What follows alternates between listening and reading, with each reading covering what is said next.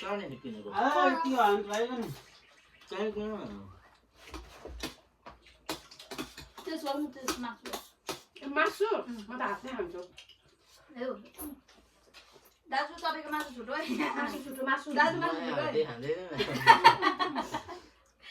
Chess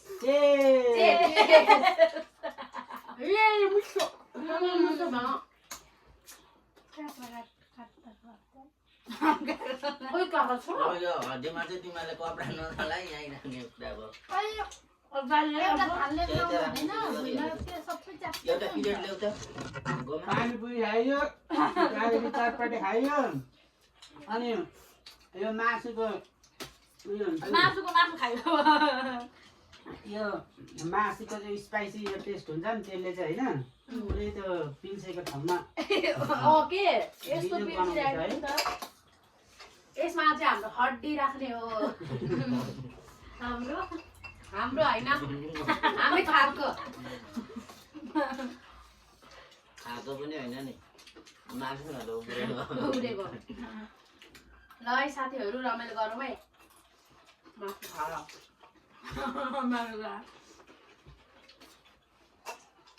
panipuri पनि रहेछ नि उब्रेको यो कुन खुवाइरहेको छ कि छैन तिमीलाई फेरि मुस्लिम खुवायो अरे क्या त्यही यो खालको उनीहरू भस्टो खाइदियो त उनीहरूको फ्यामिलीमा होइन सबैजना एकैसँग खान्छौँ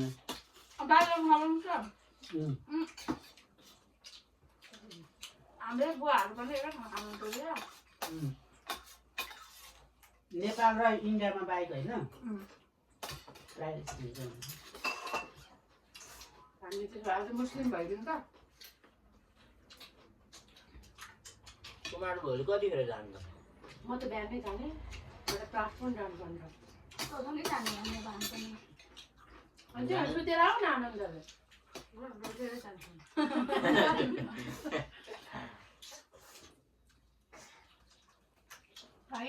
तिमीहरू पनि चाबेलकै गाडीमा चढाउनु माथि खाने तिमीहरू बस्ने चाहिँ कहाँ हो जो पार्टी हो म चाबेलमा पढ्यो नि त यस्तो हो क्या दाजु तपाईँहरू जस्तो नि तपाईँहरूको माथि माथि बोल्नु नि माथि गाडो छ नि यहाँको पनि त्यस्तै हो बिचमा छ कि तल जानुपर्छ त्यत्रो तलै पनि पर्दैन नाम तँ बोल्दैन नि त जोरपाटी बोल्दैन नि त नआएको सिकाएको चाबेलदेखि उँभो हो सिधै बौरादेखि पनि उतै चाबेलदेखि उँभो छिर्ने बाटोमा सिधै जानुपर्छ क्या माथि त खोला छ नि टुप्पीमा गएर आज त हामीलाई वहीँको याद आयो नि चाड भएको दाजु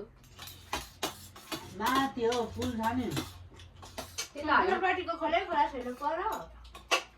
कुन खोला हो पनि त्यो खोला त्यो खोलासम्म हामी सुनेको पाहाड छ नि पाहाडको खेत अब गोमा जाने बेलामा होइन अस्तिको खोला के थियो हल्दीतिर होला अब त्यही उयो मिल्छ न त तिमीहरू आऊ अनि यसै पुलाउ पकाएर म भन्छ नआएर तिमी अब उता जाने बेलामा तर बुनु पनि यतै बस्छ नि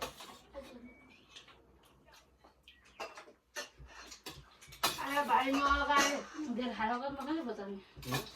मजाले बुझा होला भात पकाएको इच्छा भयो नि भात पकाएको अरे खासै मजा दामी आइडिया गर्नुभयो त्यही भएर मैले नपकाएको उमेरले तपाईँले सोधेर ठिक गर्नुभयो क्या यो थालमा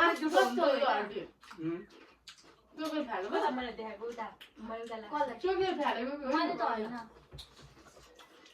नखाएको हो त्यो राखेको ए होइन होइन भातकै हो भातकै हो म त त्यो अब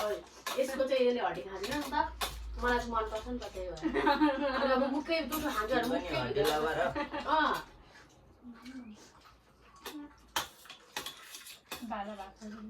अस्ति नै हाम्रो कन्सल्टेन्सीमा पनि हामीले दसैँ आउने बेला मेसनी खाएको थियो कि कहिले नचिनेको साथी त्यति बेलै चिनेको छालाको लागि मेरो दुध खाएको त्यो छाला चाहिँ मलाई लाग्दैन भनेर मलाई ठिक्क छाला मन नपर्ने के कुखुरा मनाउनु जस्तै राख्छ भयो अब के बोल्नु हो रमाइलो भयो त्यो जुममा देखाइदिने भयो। गरिदिने